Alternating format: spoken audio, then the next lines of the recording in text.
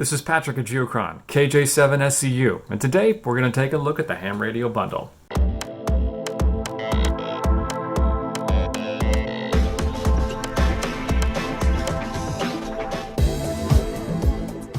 The ham radio bundle is available as a trial, then, if you like it, as a premium layer with annual and monthly options.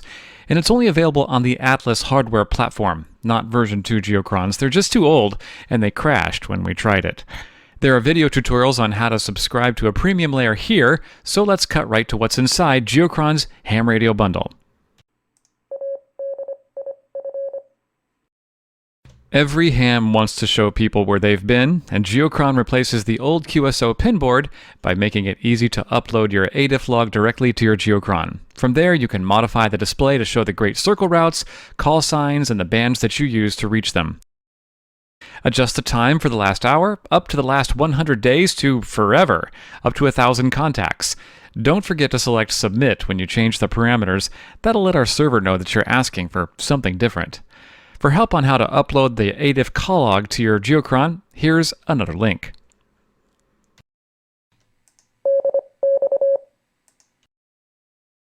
That same filtering feature that's available on your Adif log is also available on the live DX spotting. For me, this is where things get interesting.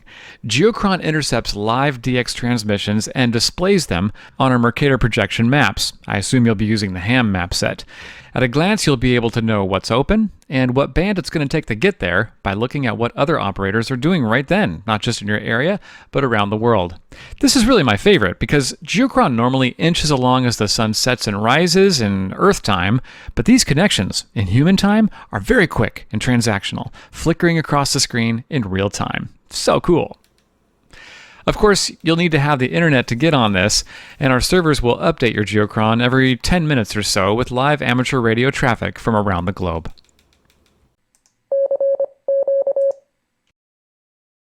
Next on the list, custom call sign. Sometimes we get asked to take off the Geochron logo. Well, that's not going to happen. But how about putting your call sign above our logo in adjustable fonts and colors using the on-screen keyboard? Make sure it's big enough to be seen by all those fantastic ham shack photos.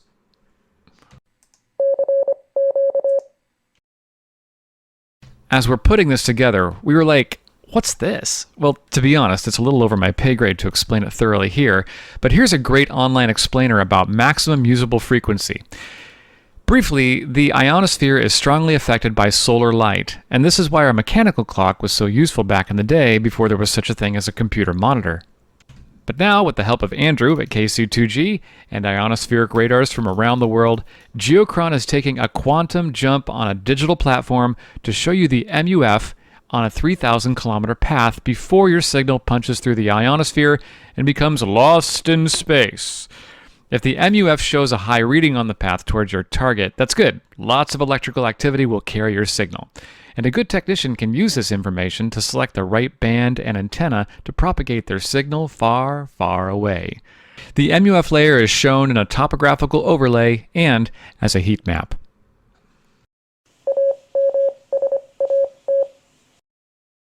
If you'd like to ping satellites in your spare time, this is for you. AMSAT's list of amateur radio satellites are shown here in two categories, FM and linear. You can edit the list as you wish, show its path into the future, altitude and speed, and select one satellite in that category for its apparent horizon. And the closer you are to the center of that circle, the more likely you can communicate with that satellite. Now, don't forget, all trackable satellites are shown under the Live tab as well, but as you know, some amateur radio satellites died a long time ago, and some people complained that they didn't know which ones were real and which ones were space junk. But the AMSAT satellites on this layer are actively relaying signals for you. Got a contest coming up? Overlay a Maidenhead Grid on the ham map with a resolution of 2 digits in bright or dim. If you've ever hung out on amateur radio websites, you might have seen these tables before: North and South Hemispheric Aurora forecasts, and solar terrestrial data courtesy of Paul Herman. live solar image, open and closed bands, and some very technical data that is, again, over my pay grade. And if you're wanting to plan a trip to Mars, say, and you need to know the position of the planets relative to the sun, well, the Geochron will show you which way to point your rocket.